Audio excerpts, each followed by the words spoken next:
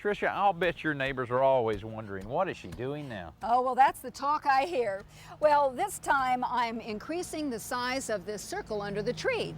And one way to do it is this great tip. I've tied this string around the tree trunk and then attached it to this shovel so that I am consistent with the shape of the circle itself. Well, this would be a trick that the kids would maybe even help you with. It really would. It's so simple, and they could help guide it around the trunk. Okay, now, of course, having a bed like this certainly makes it more attractive, but are there other advantages in having a bed under a tree? There are so many advantages, Danny, but some of them are, of course, a lot of people do have trees in the middle of their lawn, and so they have lawnmowers, and we want to make sure that it doesn't get too close to the tree trunk. And the string trimmers, I guess this allows you to kind of keep those away from the tree as well. Right, yeah, because they can really scar the bark, and that is not a good thing at all.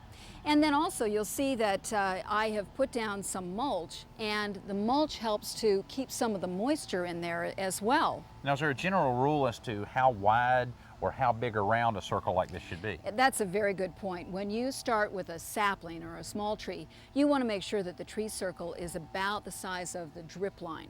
And you couldn't do that here, could you? It'd be no, way out unfortunately not. We're not. We've passed that time. So I am simply increasing it to give it a little bit more space, and I think it'll work out a whole lot better. But now someone has to dig all this grass up. Yeah. Okay, Danny. Where's that other shovel now? I'll go get it.